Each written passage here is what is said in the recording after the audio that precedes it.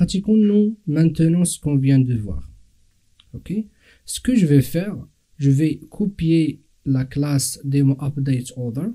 Ok. Je vais faire CTRL-C, CTRL-V. Très bien.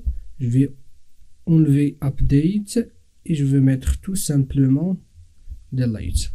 Ok. Et je vais faire OK. Très bien.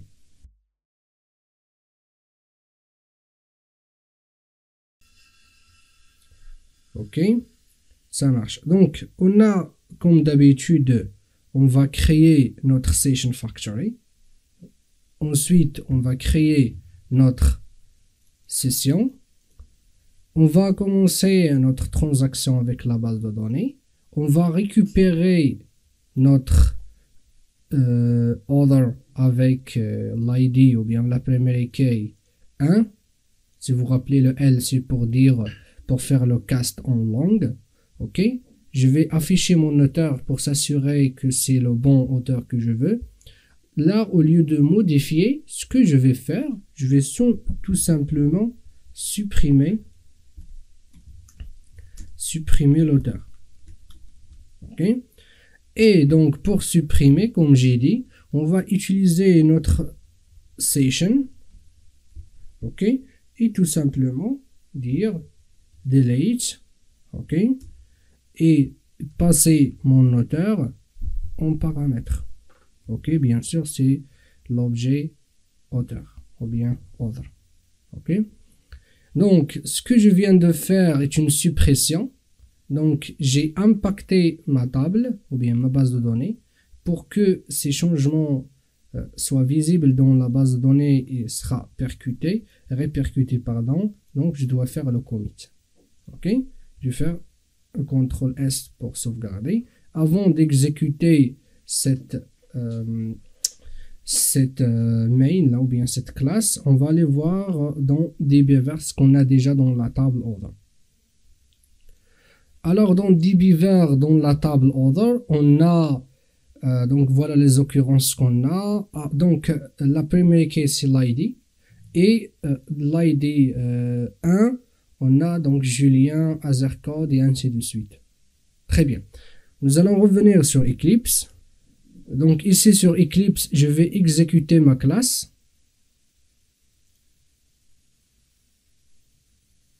Voilà. Très bien. Donc ici dans la console, comme vous voyez ici, on a d'abord le select. Ça c'est pour récupérer notre auteur.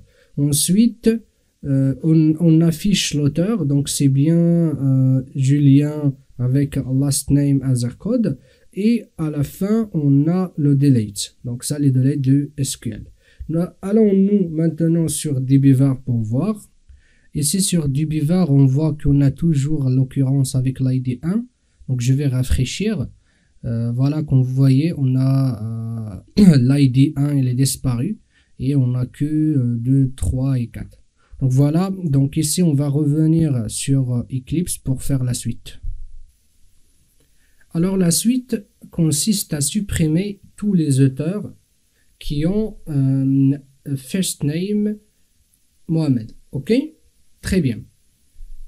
Alors ce qu'on va faire, on va copier alors le demo update SQL order. Donc ça ressemble à peu près à ça. Donc je vais faire CTRL-C, CTRL-V. Et au lieu de mettre update, je vais mettre delete. OK. Voilà. Alors, donc il est là. Qu'est-ce qu'on a comme d'habitude? La création de Session et Session Factory. Dans un bloc try catch finally, on va mettre nos instructions SQL. OK. Très bien. Je vais commencer ma transaction. Je vais exécuter un delete. Là, je vais écrire le SQL. Pour l'instant, le SQL. Après, on va faire la traduction en SQL. OK. Alors, pour les gens qui sont familiarisés avec le SQL, là, je vais faire donc supprimer comme ça. On va voir ce qu'on va faire. Supprimer l'auteur ou bien les auteurs plutôt. avec le username ou bien le first name, ok, égale Mohamed. Ok, très bien. Alors, ce qu'on va faire, on va faire delete, ok, from, donc c'est la table order. Ensuite, ce qu'on va faire, where first name égale Mohamed. Ok, très bien. Là, c'est du SQL.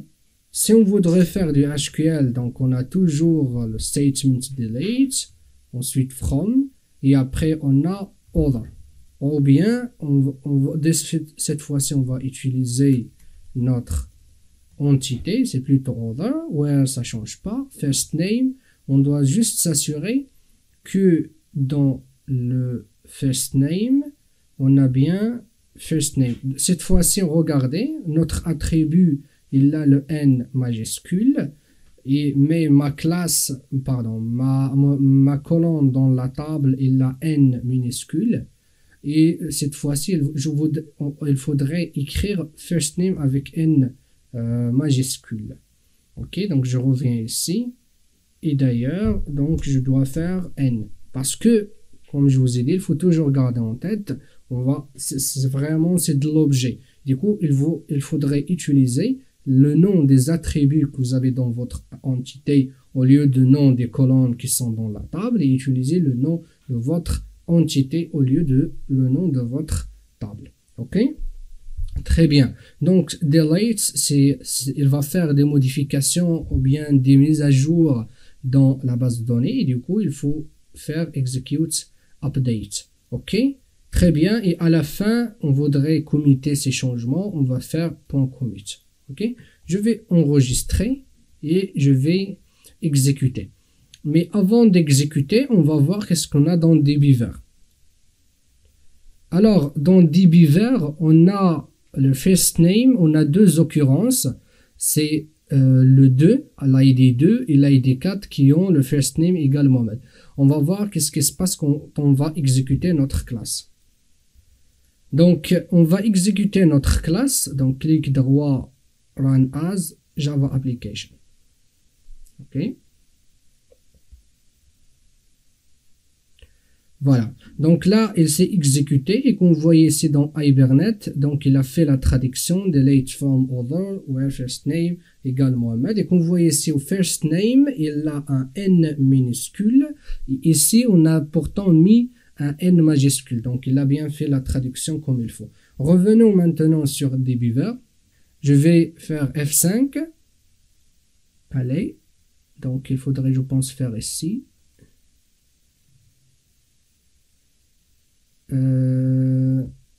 Fresh. Oui, je pense avoir compris pourquoi. Je vais revenir vers Eclipse.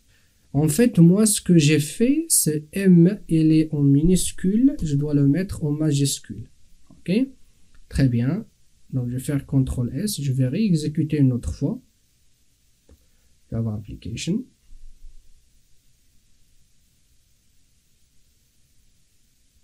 Voilà, je reviens vers dbeaver. Je rafraîchis une autre fois.